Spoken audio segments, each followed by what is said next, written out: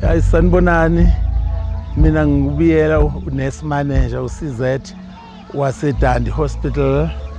Namhlanje sithokozela usuku lwethu as nurses.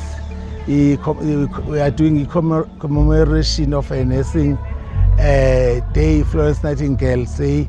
And silapha ke sogubha usuku lwethu njengoba ubona nje imonto ngapha kuningi nomphakathi odinga ama-services ethu sikhona sizoba-servisa ngama-services akhona onke, silinde nje wona umphakathi.